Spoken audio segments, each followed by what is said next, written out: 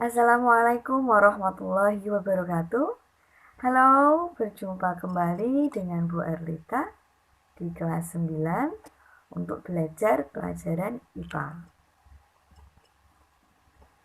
Sebelum kita mulai kegiatan belajar pada hari ini, terlebih dahulu kita melakukan kontrak pembelajaran. Kontrak pembelajaran ini bertujuan agar kegiatan belajar menjadi lebih efektif. Yang pertama, peserta didik harus hadir dalam pembelajaran daring. Yang kedua, peserta didik menjaga etika berbahasa dalam grup daring. Yang ketiga, peserta didik aktif bertanya dalam proses kegiatan belajar mengajar daring. Yang keempat, peserta didik mengerjakan tugas dan penilaian dari guru. Dan yang terakhir, guru memberikan pelajaran sesuai jadwal dan memberikan tugas serta penilaian. Pada awal tahun pembelajaran 2020-2021, alangkah lebih baiknya kita berkenalan terlebih dahulu dengan materi apa saja yang akan kita pelajari di kelas 9 ini. Yang pertama ada materi sistem reproduksi pada manusia. Yang kedua ada materi sistem perkembangan tumbuhan dan hewan. Yang ketiga ada materi pewarisan sifat. Yang keempat ada materi listrik statis. Yang kelima ada materi rangkaian listrik.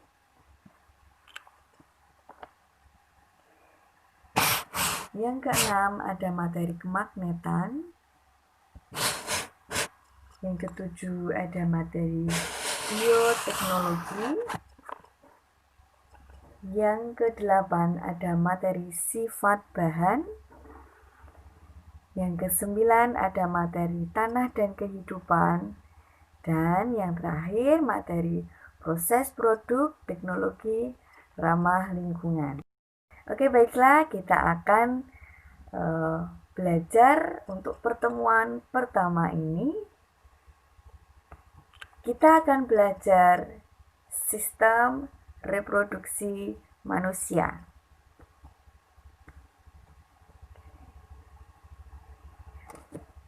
Reproduksi merupakan salah satu ciri dari makhluk hidup. Mengapa makhluk hidup bereproduksi?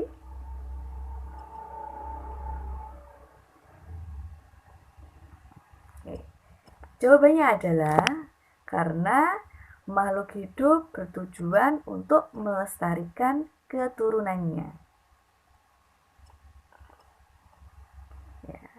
Mengapa dirasa perlu untuk melestarikan keturunannya? Karena untuk menentukan keberlangsungan manusia agar jenisnya tidak punah.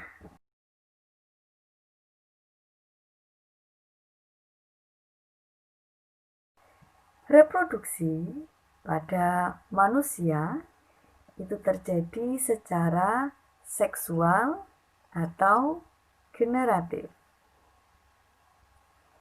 yang mana itu membutuhkan si jantan dan si betina. Pada sistem reproduksi yang kita pelajari ini, kita akan mempelajari sistem reproduksi pria dan sistem reproduksi wanita.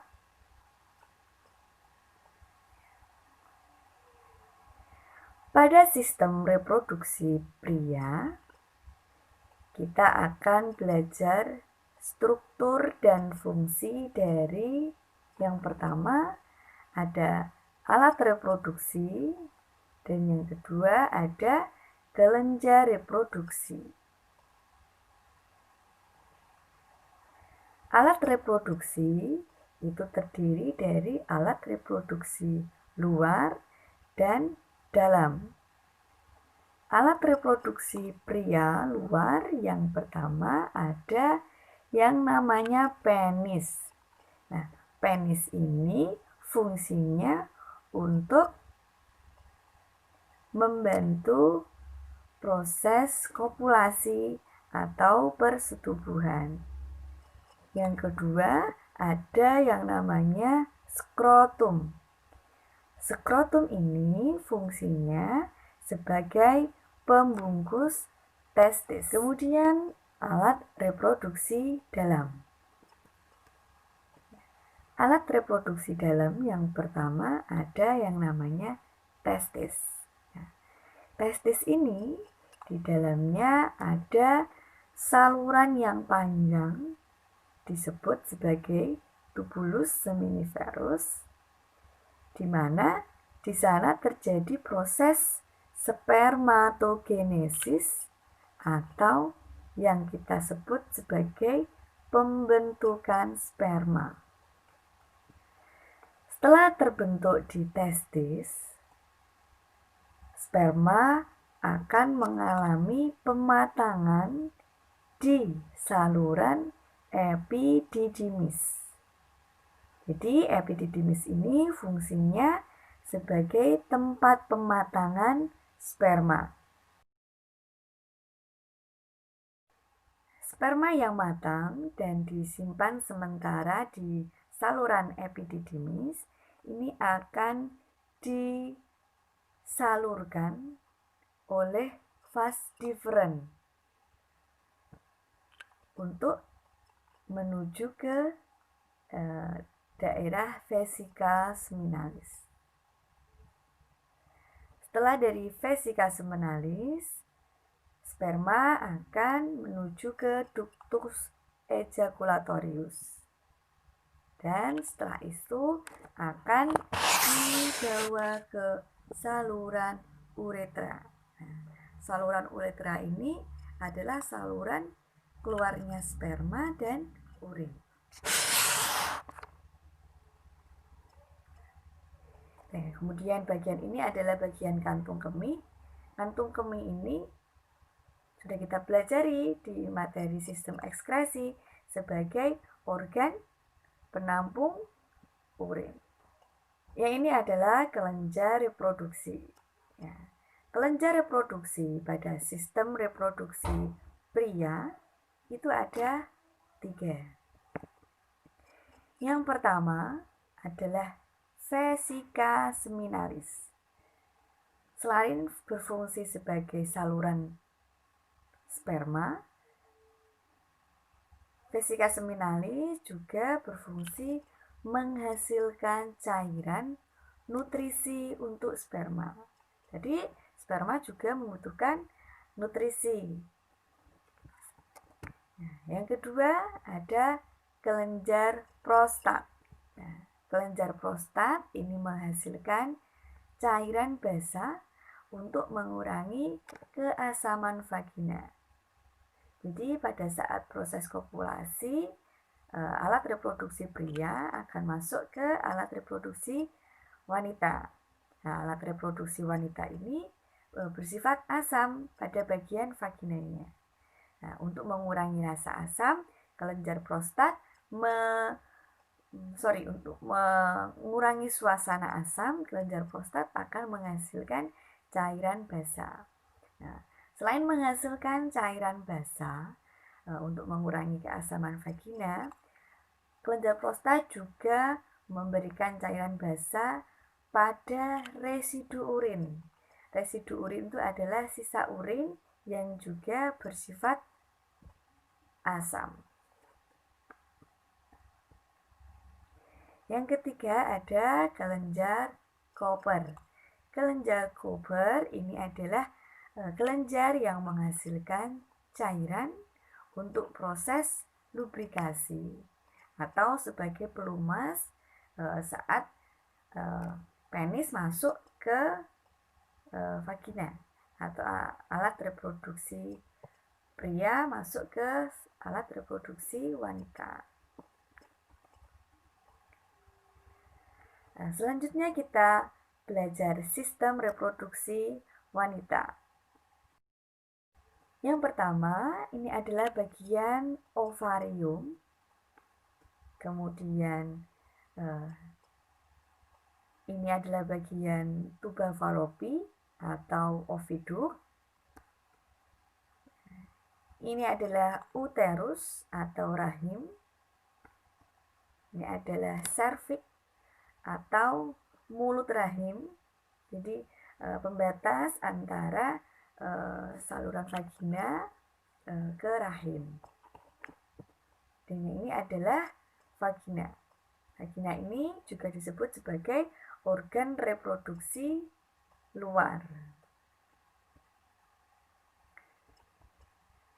Oke, kita akan belajar fungsi dari masing-masing struktur alat reproduksi wanita.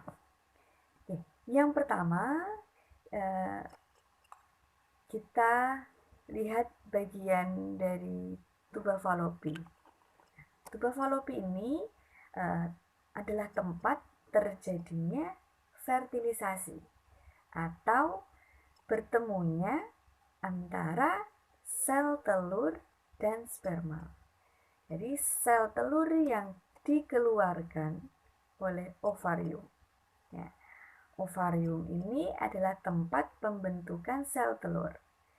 Selain sel telur, ovarium juga menghasilkan hormon estrogen dan hormon progesteron. Nah, sel telur yang keluar dari ovarium ini akan menuju ke tuba Fallopi. Di tuba Fallopi, sel telur akan menunggu.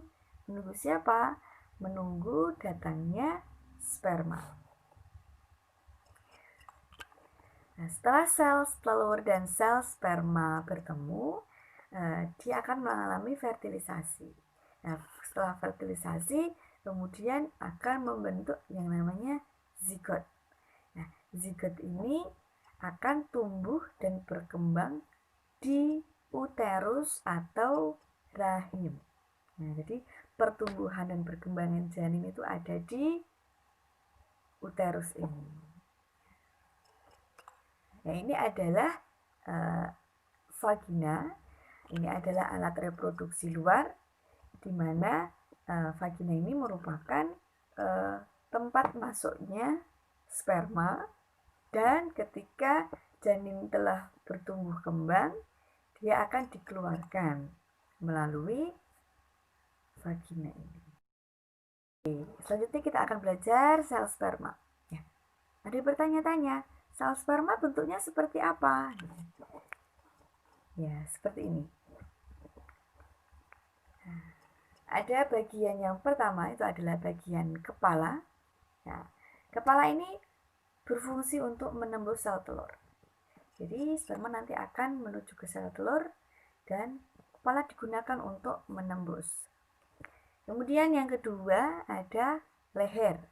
Leher sel sperma ini di dalamnya terdapat yang namanya mitokondria.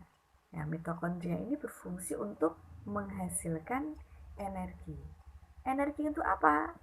Nah, energi untuk bergerak.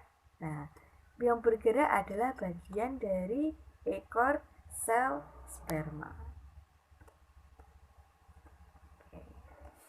Ya. Terima kasih sudah belajar bersama Bu Erlita materi struktur dan fungsi alat reproduksi. Nah, untuk hari ini kita belajarnya sampai sini dulu. Ada pertanyaan? Nah, banyak sekali pertanyaan ya. Nah, pertanyaan kalian bisa kalian chat melalui WA group yang ada.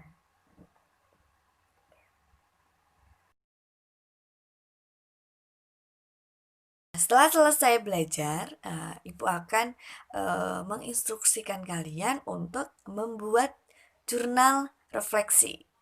Jurnal refleksi ini sebagai catatan kalian dan catatan Bu Erlita. Untuk apa? Untuk mengevaluasi kegiatan pembelajaran daring pertama ini. Oke. Apa saja yang kita tulis di jurnal refleksi? Yang pertama, pertanyaannya adalah Apa yang telah kalian pelajari hari ini di mata pelajaran IPA? Yang kedua, bagaimana perasaan kalian saat belajar IPA? Ya. Kedua pertanyaan ini kalian jawab, tulis saja di note atau di HP kalian, kemudian kalian screenshot dan kirim ke WA Bu Erlita. Setelah membuat jurnal refleksi, pasti dong ada tugas untuk kegiatan belajar daring pertama ini. Tugasnya adalah sangat mudah. Nah, untuk menunjukkan kalian sudah memahami materi yang telah kita pelajari hari ini, tugasnya yang pertama membuat mind mapping sebagai pengganti catatan.